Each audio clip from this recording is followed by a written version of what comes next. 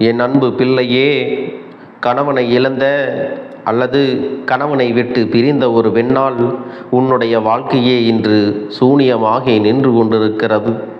என் தங்கமே, இந்த அப்பன் சொல்கின்ற விஷயம் யாரை பற்றி என்று முதலியே சொல்லிவிட்டேன். இவர்கள் யார் என்பதை நிச்சயமாக நீ அறிவாய். என் தங்கமே, இவர்களால் உன்னுடைய வாழ்க்கையில் இன்று நடந்து கொண்டிருக்கின்ற போராட்டங்கள் உன்னால் தாங்கிக் கொள்ள முடியாத போராட்டமாக இருக்கின்றது. தினந்தோறும் வாழ்வா சாவா என்கின்ற மனநிலையில் என் பிள்ளையே நீ இருந்து கொண்டிருக்கிறாய் அல்லவா? என் தங்கமே, அவர்கள் தங்களின் வாழ்க்கையை தொலைத்து விட்டார்கள்.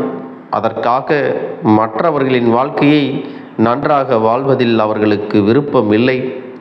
அதாவது தனக்கு வாழ்க்கை நன்றாக இல்லை என்றவுடன் மற்றவர்களும் நம் முன்னால் சந்தோஷமாக இருந்துவிடக்கூடாது என்றுதான் நினைக்கிறார்கள்.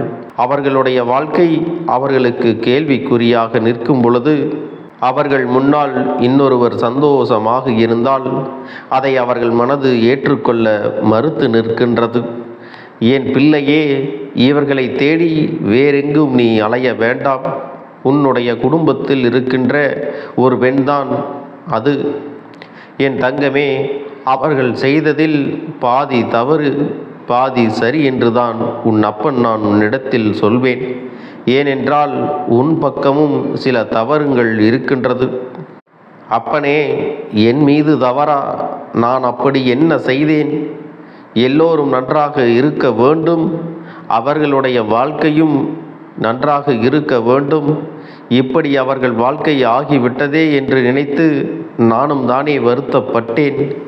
அப்படிப்பட்ட என்னை பார்த்து நீ தவறு செய்தாய் என்று சொல்லிவிட்டாயே என்று என் பிள்ளையே நீ நினைக்கலாம். என் தங்க பிள்ளையே, இந்த கருப்பண்ண சாமி சொல்வதை நீ முழுமையாக கேள். நிச்சயமாக அவர்களின் இந்த கோபத்திற்கும் உன் வாழ்க்கையில் பழிவாங்க வேண்டும் என்று நினைத்த அந்த எண்ணத்திற்கும் என்ன காரணம் என்பதை உன்னிடத்திலே சொல்லிவிடுகிறேன். அப்போது நீ புரிந்து கொள்வாய். தங்கமே, பொதுவாக தன்னுடைய வாழ்க்கையை இழந்து நிற்கின்ற அவர்கள் துணை என்று பேசுவதற்கு யாருமே இல்லாதவர்களாக இருப்பார்கள். அவர்களின் மனதில் இருக்கின்ற எண்ணங்களை வெளிப்படுத்த யாருமே அவர்களோடு இல்லை. அப்படி இருக்கின்ற சூழ்நிலையில் அவர்கள் முன்னிலையில் நீ உன்னுடைய வாழ்க்கையை சந்தோஷமாக வாழும் பொழுது அவர்கள் மனதிற்குள் ஏக்கம் வந்து விடுகிறது. நான் இதுபோல சந்தோஷமாகத்தானே வாழ்ந்தேன், இப்பொழுது அந்த வாழ்க்கை எனக்கு இல்லாமல் போய்விட்டதே என்று அந்த பழைய விஷயங்களையும் இவர்கள் ஞாபகம். தங்கமே, பொதுவாக தன்னுடைய வாழ்க்கையை இழந்து நிற்கின்ற அவர்கள் துணை என்று பேசுவதற்கு யாருமே இல்லாதவர்களாக இருப்பார்கள். அவர்களின் மனதில் இருக்கின்ற எண்ணங்களை வெளிப்படுத்த யாருமே அவர்களோடு இல்லை. அப்படி இருக்கின்ற சூழ்நிலையில் அவர்கள் முன்னிலையில் நீ உன்னுடைய வாழ்க்கையை சந்தோஷமாக வாழும் பொழுது அவர்கள் மனதிற்குள் ஏக்கம் வந்து விடுகிறது. நான் இதுபோல சந்தோஷமாகத்தானே வாழ்ந்தேன், இப்பொழுது அந்த வாழ்க்கை எனக்கு இல்லாமல் போய்விட்டதே என்று அந்த பழைய விஷயங்களையும் இவர்கள் ஞாபகம். நமக்கு இந்த பழைய விஷயங்களை எல்லாம் மீண்டும் இவர்கள் ஞாபகப்படுத்தாமல் இருக்கலாமே என்றுதான் அவர்களும் நினைக்கின்றார்கள். காலத்தினுடைய கட்டாயம் அவர்களுடைய வாழ்க்கை இப்பொழுது இந்த சூழ்நிலையில் இருக்கிறது. ஆனாலும் அவர்கள் முன்னால் நீ சந்தோஷமாக இருப்பதை வெளிக்காட்டிக் கொள்வது அவர்களுடைய மனதை மிகவும் வேதனைப்படுத்துகிறது என்றால் அதை நீ செய்யாமல் இருக்க வேண்டும் அல்லவா? என் தங்கமே, பொதுவாக கணவன் மனைவிக்குள் இடையில் இருக்கின்ற அந்யோன்யமானது 4 சுவற்றுக்குள் நடுவில் இருந்தால் மிகவும் உத்தமம். வெளியில் சென்று அதை நிரூபிக்க வேண்டும், உன்னுடைய அன்பினை காட்ட வேண்டும், பெருமையாக பேச வேண்டும் என்ற அவசியம் யாருக்கும் இல்லை.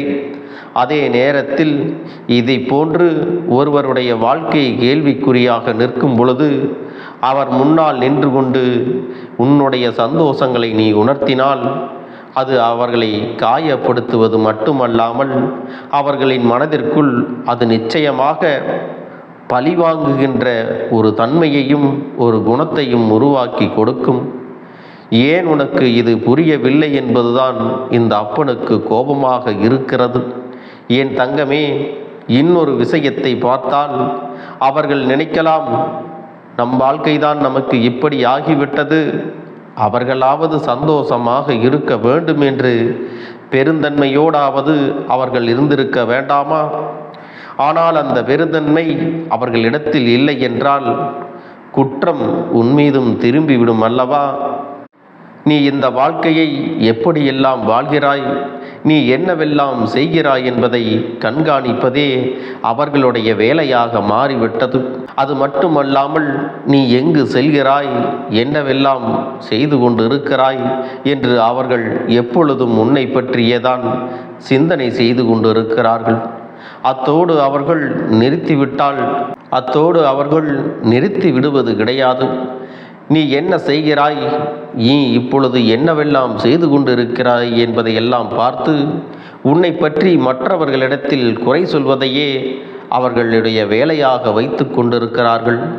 அவர்களின் நேரத்தை பெரிதாக செலவிட்டு அவர்கள் உனக்காக அதனை எல்லாம் பேசி வருகின்றார்கள். என் குழந்தையே, இவை எல்லாவற்றிற்கும் அடிப்படை காரணம் என்ன தெரியுமா?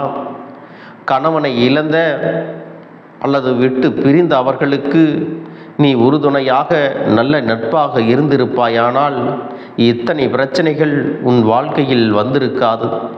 ஆனால் நீயோ அவர்களை ஒரு உறவாக மட்டும்தான் பார்த்தாயே தவிர ஒருபோதும் அவருக்கு நட்பாகவோ ஆறுதலை கொடுக்கின்ற ஒரு உறவாகவோ நீ பார்க்கவில்லை. அப்படி இருந்ததுதான் இன்று உன் வாழ்க்கையில் ஏற்பட்டிருக்கின்ற இத்தனை பிரச்சனைகளுக்கும் காரணம் என்பதை முதலில் நீ புரிந்து கொள்ள வேண்டும். என் தங்கமே, உன் வாழ்க்கையில் சில நேரங்களில் சில நல்லது நடப்பதற்கும் இவர்கள் காரணமாகவும் இருந்திருக்கிறார்கள். ஆரம்பத்தில் உன்னுடைய வாழ்க்கையை நினைத்து நீ மிக பெரிய துன்பத்திலும் இருந்திருக்கிறாய். அப்பொழுதெல்லாம் அவர்கள்தானே உனக்கு உறுதுணையாக இருந்திருக்கிறார்கள்.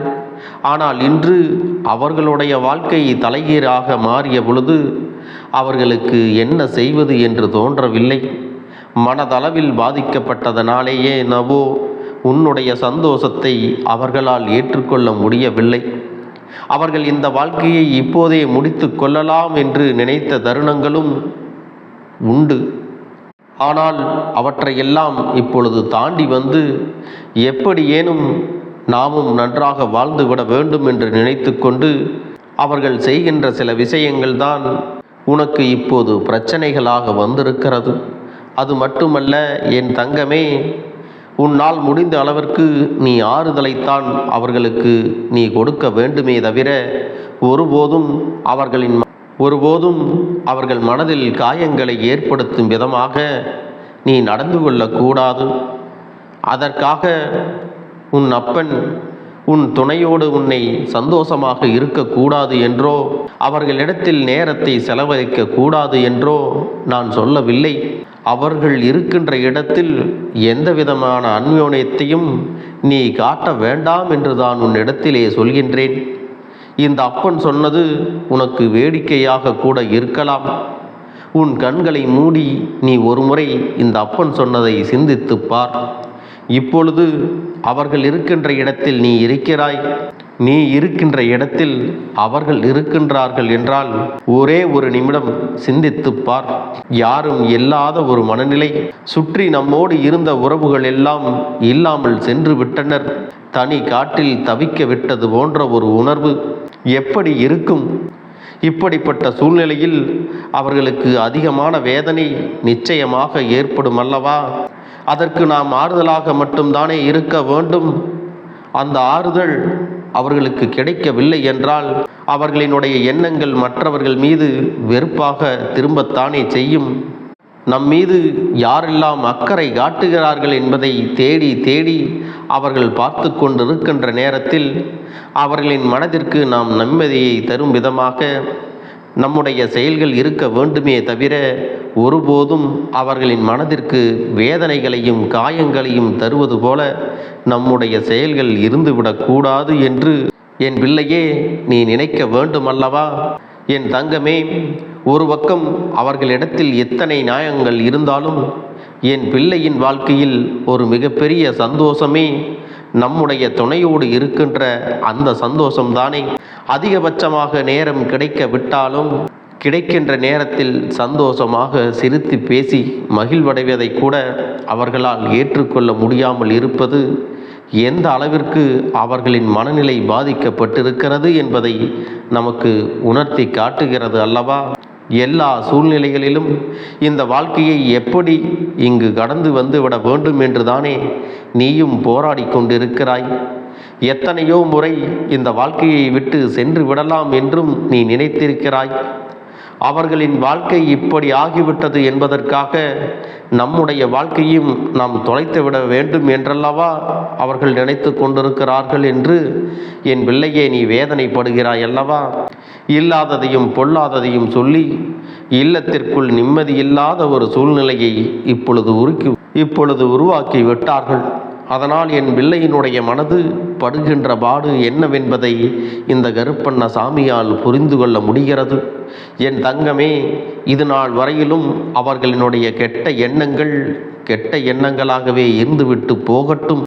ஆனால் என் தங்கமே, அவர்களை மாற்றக்கூடியது என்பது எளிதான விஷயம் அல்ல. ஆனால் உன்னால் நிச்சயமாக மாற்ற முடியும். அப்படியானால் நீ என்ன செய்ய வேண்டும் தெரியுமா? எப்பொழுதுமே அவர்களுக்கு ஒரு ஆறுதலாக நீ இருக்க வேண்டும். எந்த ஒரு சூழ்நிலையிலும் நீ அவர்களுக்கு கை கொடுப்பாய் என்ற நம்பிக்கை அவர்களுக்குள் நீ கொடுக்க வேண்டும்.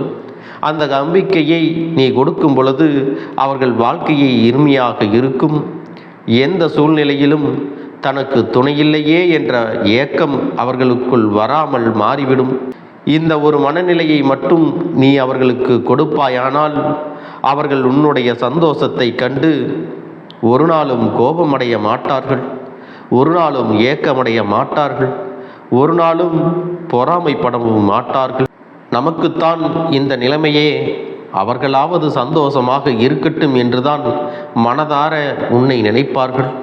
அப்பேற்பட்ட ஒரு சூழ்நிலையை உன் வாழ்க்கையில் உனக்கு வர வேண்டும் என்றால் அது உன்னுடைய கையில்தான் இருக்கிறது என்பதை நீ மறந்து விடாதே.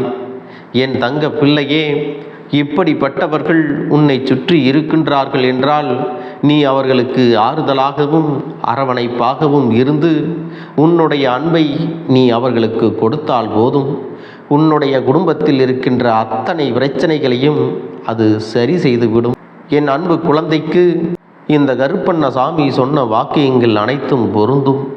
எனவே என் அன்பு பிள்ளையே, உன் அப்பன் சொன்னது போல நடந்து கொண்டு நீ உன் வாழ்க்கையில் என்றுமே நிரந்தரமாக சந்தோஷமாக இருந்து வாழ்ந்து காட்ட வேண்டும்.